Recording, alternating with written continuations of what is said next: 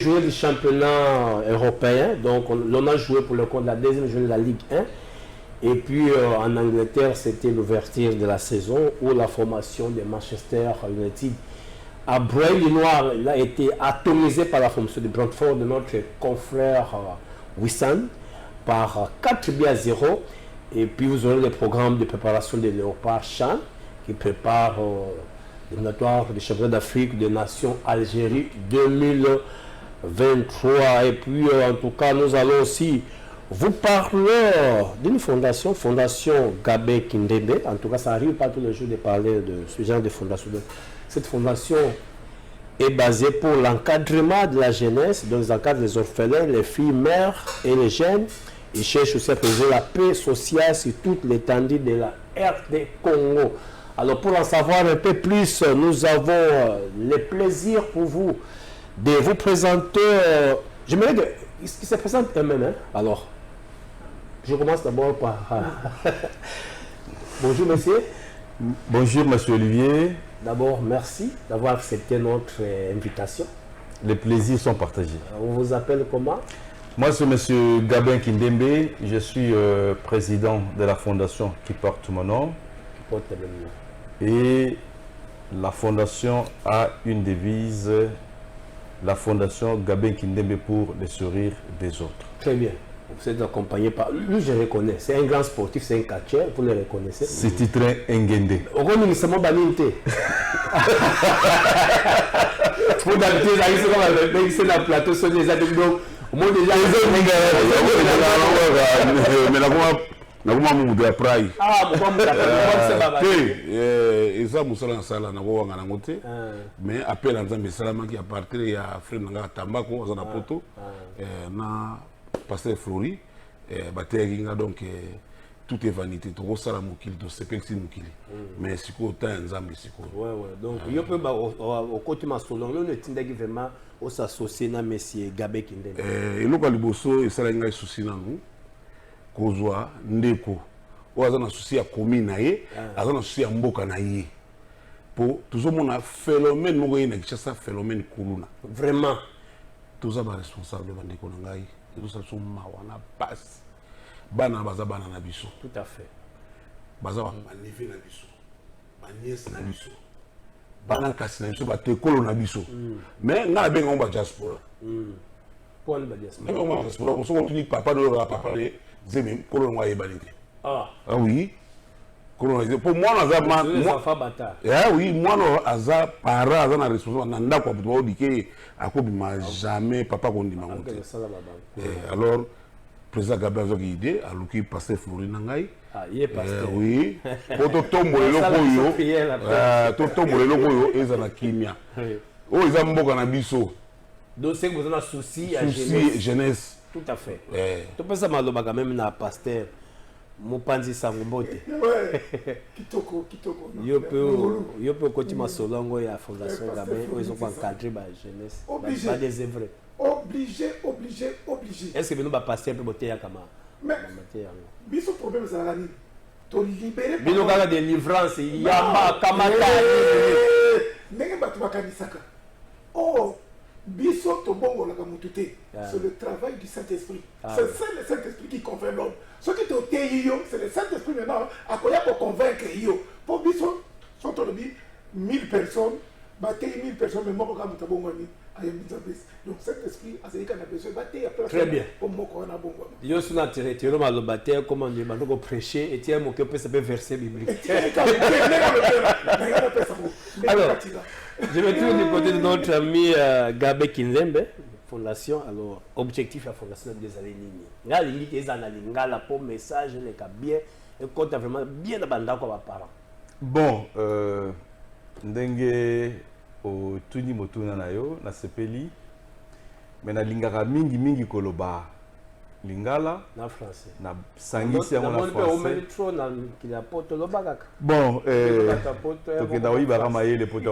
allez-y, je vous en prie, vous avez d'abord la première préoccupation pour nous, l'objectif c'est d'encadrer les orphelins, oui, les veuves et les filles mères.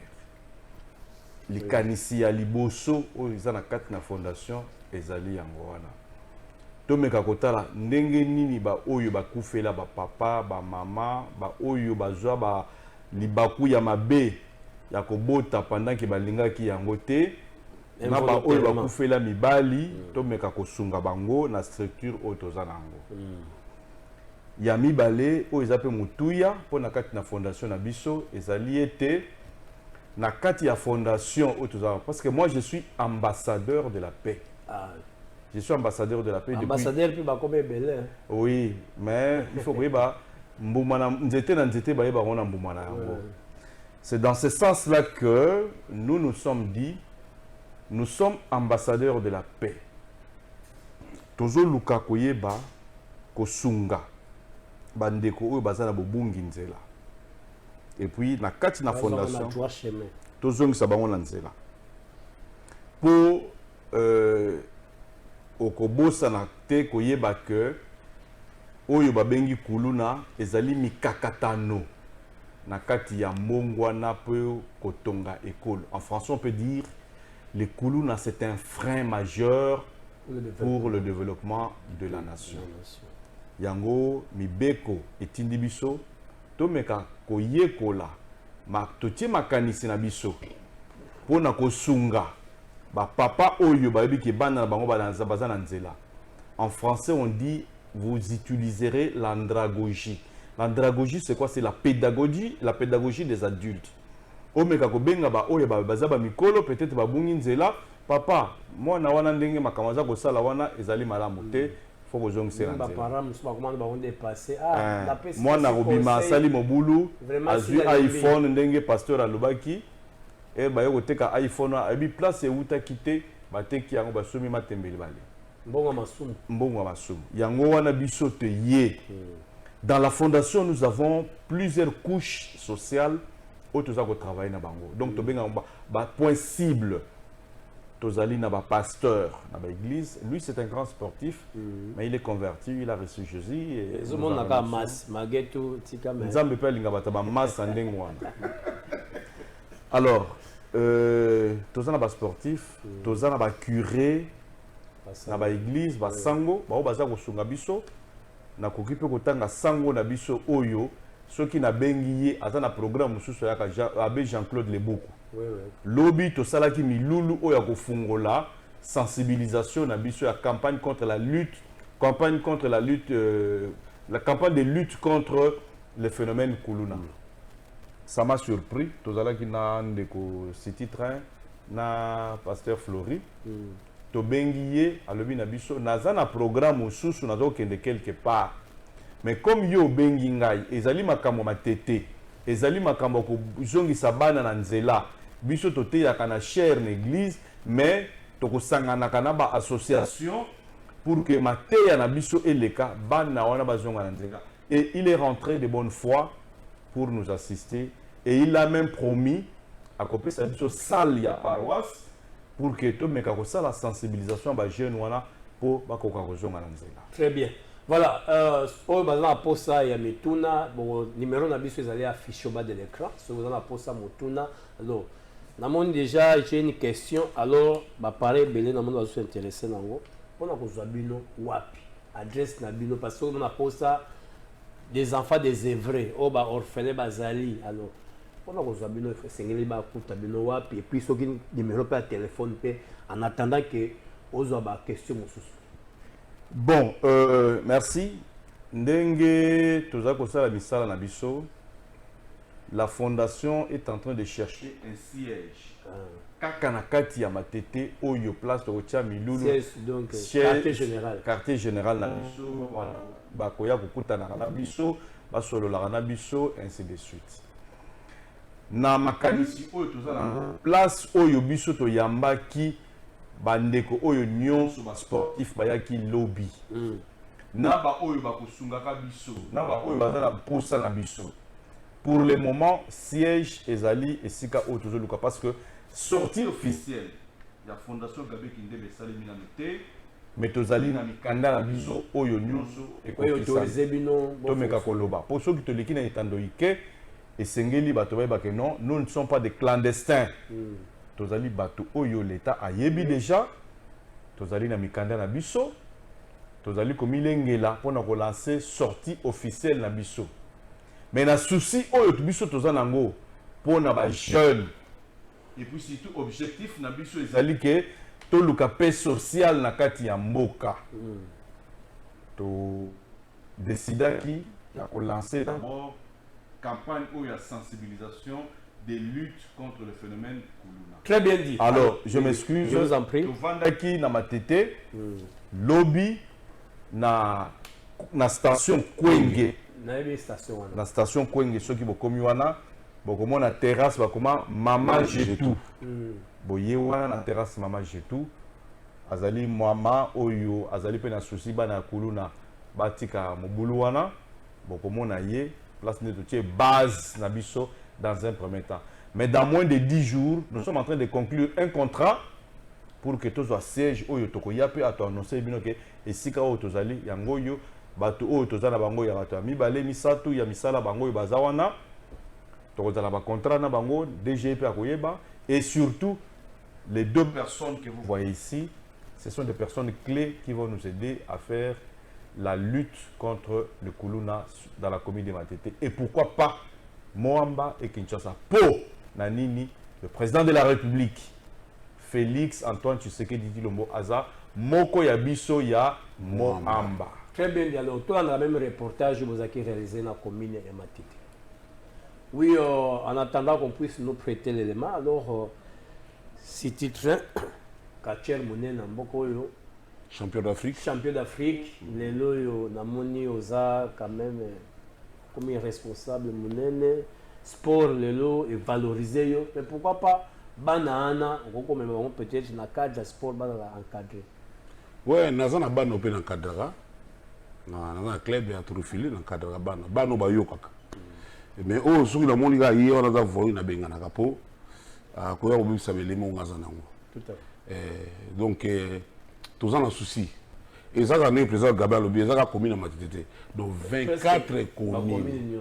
Vous avez ça, mon nene. Donc, c'est un makoki. C'est un makoki. Et donc, on a un senga mingi. Nenge pasteur Fouraba à Lobaki. Donc, chef de l'État, perception du taux inayo. Deux villes, Chantini Ngobila, Mwana Mwamba. Perception du taux inayo. Général, si nous Kassongo, respect mon général. Bobenga président Gabin. Boyo Kabiso. Et vous allez dire Toko. Idée Toko Yanango, Toko le la télévision. Tout à fait. Et pour aider l'État na Biso. Quand le ministre intérieur dit que Botika voulait ta pétagole. J'espère que la journée moko peuple yo soyo kaki. Alors maman la commerçant, bazana la pétagole ba conteneur et vendre na banda ko ba yoki. Mais pourquoi pas phénomène Kuluna zo ko silate. Alors ils senga na FARDC tous en ba sportif.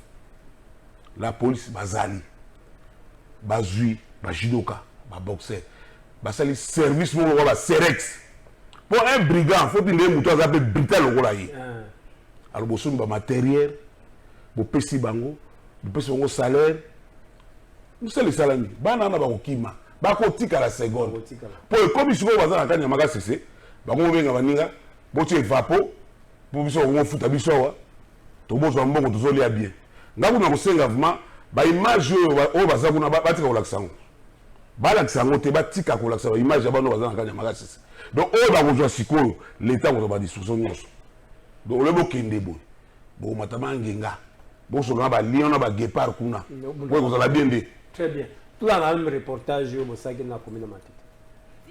Au phénomène Kuluna dans la commune de Matete, tels et les combats que pense mener la fondation Gabé Kindembe avec le concours des sportifs. À cette occasion, les sportifs de Matete ont rappelé à la jeunesse que cette commune est réputée exemplaire dans la pratique des arts martiaux. Donc, le banditisme n'a pas de la place à Matete. Baza bana ya balabate, mais baza bana ya ndaku. Soto lobi bana ndaku, c'est-à-dire baza na ba parents na bango. Puisque comme on a beaucoup de quartier, moko boye, mutazo bimisa lichette azana kata ndako. Babimi na balabala, babimisi machette. C'est-à-dire baza bana balabala te. Bazo uta vraiment na bandako na bango. Phénomène Kuluna est aussi la tête pourquoi? C'est parce que ba parents mususu baza ko dike bana na bango te à partir ya bana wana makabazo sala nde bazo lesa ba parents na bango. Tota exemple moi il y a 12 ans à Salakate mais moi nazo ya na ba iPhone na ndako le musutu 3 4 parents ana courage ko tuna mwana te oziango wapi puis c'est soit mwana teki mbongo na yango ba kolia na ndako soki bokangi mwana papa ko ya kolela botikelanga mwana nanga botikelanga mwana nanga l'état lokola pe aza atonda na mawa futa mando sala nini ozo mwana na yo le mwana nga kozonga na ndako otika musala wana te. Le président Gabin Kindembe a dit comme ça, il va rechercher les Kuluna, celui qui aura envie d'étudier ou d'apprendre un métier, il est vraiment disposé. Il est vraiment disposé pour tout Kuluna d'apprendre un métier. Vraiment, il est disposé. Il nous a même dit que non, il faut réunir au moins même 20, 30, 40. Moi, j'ai quand même des rations à l'INPP. Je dois quand même aider ces jeunes gens à retrouver quand même le sens de la vie. Tout cela, une image commune et sportive. Mais les Oyo est déformé comme Kuluna. Et donc, ça passe. Toi, pas parent, toi, pas responsable. Et l'autre ici, là, l'État n'a biso. D'abord, le but de pétagole, ministre intérieur, voilà, je pense que c'est bien dit. Bolandi, donc, conseil au prodigué bino, vraiment, Bakuluna, place na bineza awate. Donc, il y a que la muslama beaucoup. Net nani, ton jeune na bisoa, Clovis Odila. Jeune garçon, il a 22 ans, mais avec les caméras. Aza caméra, mais il y a un encadré, biso de l'autre, comment na banda qu'on a bien, c'est grâce. Donc, pour nous, les gens, on a à mon côté. Alors, parce que nous sommes pressés par l'État, nous sommes pressés par l'Oba, nous sommes pressés par pasteur. En attendant, nous sommes pressés par M. Gabin. Est-ce que vraiment, les canissio, est-ce que vous avez appuyé le gouvernement? Bon, au moni, et le quoi, le bosso tokolobaya. Tant que les canissio, la fondation existe depuis 2 ans. Sortie officielle nango tout ça comme la milulu ya minene ezali. Mais nous sommes en train de prendre contact. Les seuls soutiens que nous avons, c'est les soutiens administratifs ya commune ya Matete. La dame qui s'occupe de la jeunesse et des sports, Mama Odia na Matete azako sunga biso. Litoi na biso, litoi na ye, ceux qui malobana biso est commis ayokera biso. Et puis papa il y a affaires sociales plaza koyokera biso. Au niveau il y a la police, tout ça chargé à des opérations, le commandant azako koyokera biso pe. Mais cela ne suffit pas. Ça demande de gros moyens. Ça demande des gros moyens. Nous sommes dans une entreprise qui demande d'abord l'intelligence. Donc ma bongo na biso et sali tito comme na niveau autour comme a. Pour arriver chez vous ici, ça nous faut des moyens. Il nous faut des moyens. Tous ces moyens, ce sont nos 3 ici. Nous allons se cotiser. Nous allons se cotiser. Nous allons la carburant, nous ne pouvons pas vous dire ce que ça nous a coûté. Le lobby, peut-être le lobby na la télévision, na journal na bilo beaucoup na bilili, mais nous sommes en train de tendre la main, surtout à 2 personnes qui nous sont chères, et plus encore les enfants, les fils de Moamba. D'abord, nous citons le président de la République. Avec tous mes respects, veuillez bien recevoir mes hommages, monsieur le président de la République, Félix Antoine Tshisekedi Tshilombo. Vous êtes natif de Moamba.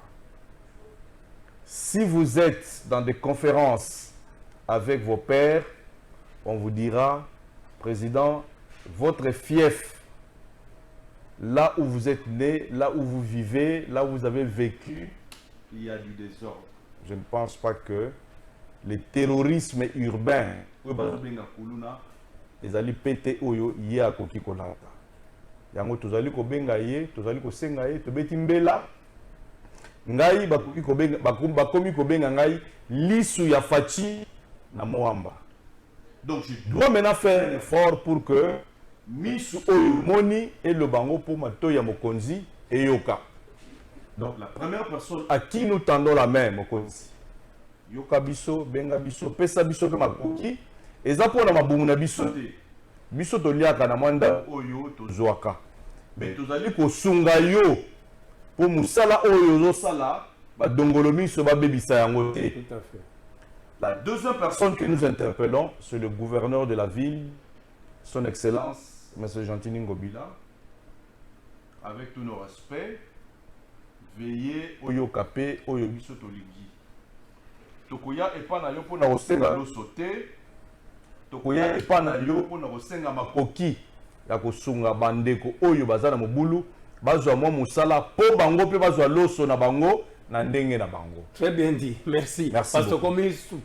comme dans l'actualité ça est belé, tout ce qui c'est na pasteur, moi le loba pour autoclore Nina Bisso. Merci, merci vraiment un gros merci. Ngana koki ko suki saboye.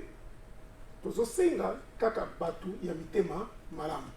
Matete eza munene et matete eza na ba notable, matete eza na ba homme d'affaires ebelé. Toza na besoin ya représenter. Puisque matete soko bandi likambo moko songolo ya malamu, lobi opposant bini abandi ko bungisa yo. Et le loko wana vraiment na ko senga penza na mwana nyonso azali natif ya mo amba abundisa biso te mais aya elongo tokende ensemble mpona kosukisa phénomène oyo kuluna lelo oyo soki botiki bango lobi kozala danger parfois asimbi nano racine na yo te ozoyeba banana bakoma mpa na nga te mais mokolo bakoma mpa na yo c'est enseignementboka avant ke bakoma mpa na yo évite tokata hémorragie wana. Tout à fait, merci. Alors, numéro à contact rapidement parce que tu as comme pressé Nata. Bon, les Comment contacts, contacter Bino? ezali facile. Tu peux sa numéro, il y a WhatsApp 090 Oui.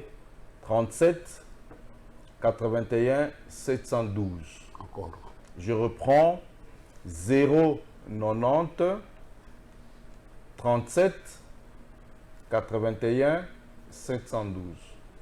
Numéro oyo tokangaka yango te po eza numéro oyo bandeko nyonso babengaka biso. Tokosepela service à protocole à présidence ebenga biso, service à protocole ya gouverneur ebenga biso. Pourquoi pas service à protocole ya la police ya général Kasongo ou bien ya ba service à renseignement pour batu na biso eloko nini bokusali déjà pour musala na bino etambola malamu. Merci en tout cas dans le Banande vraiment tous ceux ici. Donc j'espère que jour de Koya beaucoup de collègues pour vraiment message à sensibilisation vraiment et les rébellés. Togoleka, merci beaucoup. Je vous remercie pour nous avoir reçus. Tozali na phase ya sensibilisation, mais na kati ya phase wana na mwa makoki moke tozwaki ezali na ba bâche na ba équipement ya ba sportif ya ba artérophiliste, ba judoka, ba boxeur to sombi to commander yango na Dubai ekoya na makoki o ndambo tozalaki nango tokosunga bandeko pe tokoya ko pesa bino mokolo nini tokosala ba remise wana po kosunga biso po ba image wana mokonzi ya mboka pe amona yango. Et Yokan, voilà, pour permettre à nos invités de libérer les plateaux, nous allons proposer la page internationale dominée par les matchs de Paris Saint-Germain contre Montpellier, puis pourquoi pas Manchester contre la formation de Brentford.